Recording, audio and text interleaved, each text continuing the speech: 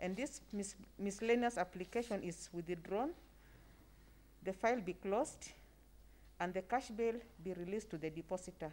My brother, DCI, Mr. Kinoti, because he's a friend of mine and I talk to him every time, and we even meet for a cup of tea, and we had a meeting 2 weeks ago. And I want to advise him that he should not allow his office be used for political reasons. He must understand he has a life to live after leaving that office, because it is not permanent. I can tell you, you will not be there probably by the end of this year. He will not be there.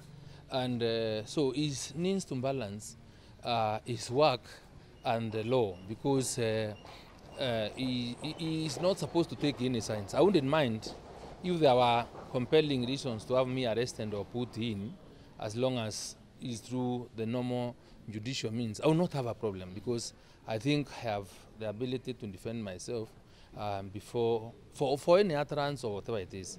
But you know, when you are arrested, when you are intimidated, you know, when you are harassed for issues or reasons that are not necessarily connected to the changes that they would probably have preferred or just imagined, then becomes very painful. So cannot be cautious. And I want to tell you as a brother, please don't be misused. We have a life in Meru together. We have a life in Meru as Kenyans together when you leave that office, because this is not the first time you are being used by state actors to harass me. Remember, you have framed me in a rape case. I explained to you, and you know the truth. And even when I was charged, to date, the complainant 3 times have been appearing in Milimani courts. They have not been able to come out and present their candidate or their key witness for prosecution to stand to proceed. I've even been sat down by senior officers trying to tell me, withdraw from supporting William Ruto. We will withdraw all these cases. We will do whatever you would want. I am not ready. I'm not a sellout. I follow William Ruto because I am convinced consciously that he's the right candidate to back, just like I backed President Uhuru Kenyatta, accompanied him many times to The Hague when he was facing cases of rape, mass murder, and all sorts of worst cases of genocide, because I believed at that time he was the best candidate for us. So in this particular case, it is shameful.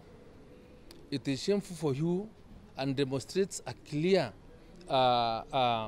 sense of incompetence from your hand for failure to follow the instructions of the DPP, because in any case, the DPP and saying, please investigate the matter, bring the file. I will make a decision on whether to charge him or not, depending on the evidence. Let me thank the DPP's office. I want to tell you that why we gave you the security of tenure as a country, or the Kenyan people through the Constitution, is for you to be able to resist these kind of maneuvers, to resist the blackmail by giving you that security, so that you can be a protector of public interest, so that you can be a protector of the meek, the innocent, who out of state manipulation would be victims of conspiracy. So please, remain strong, remain steadfast, be faithful to the Constitution and the law, and you will not have a problem with anybody, because we are subject to the law. Where there are reasons that dictate or recommend themselves for you to change, please do it. We will not have a problem. But you must also be able to come out strongly and say, if I have no evidence, if I have not recommended the change, to change so and so, let us not waste our precious time, embarrass us, and the kind of thing. And let me also tell Kinoti, you all know I have a member of parliament. And I have a duty as a person in this country, given the power of oversight of state institutions by the people of Kenya.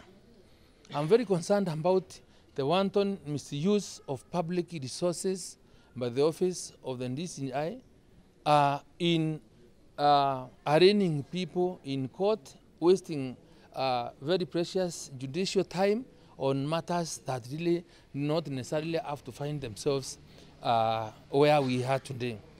That money would have been properly spent in teaching the anti-co criminals, in giving security in those areas in this country that require more police officers, that require more police surveillance, more police stations. That money can be better used in giving service or providing security to the Kenyans. The DCI have been converted into puppets because there is no reason as to why you would arrest Mheshimiwa, drag him through Eldoret, Nakuru, Nairobi, back to Eldoret, a whole month of endless trips just for mentions in a miscellaneous matter. Then you end up by saying that you have no case against him. It's a shame to that office, and I think this is something that should be condemned with the strongest terms possible. So we've always said that this is a political case with political undertones. They have confirmed those fears. It's quite unfortunate. It might be over for the DPP, but for us, we're just beginning our fight with them because we have already launched a constitutional petition in the Nakuru High Court. That matter comes up for mention tomorrow before Justice Ngugi to, number one, make declarations that there has been violations of Mheshimiwa's rights. His right to dignity, his right to freedom, economic rights, even, holding his 2 million for a whole 1 month and McHugh, that is money that would have been used for other purposes. So we want to ensure that the Constitution is followed by having the judge making declarations so that to act as a deterrent in future cases. You do not just take someone and violate their rights and go scot-free.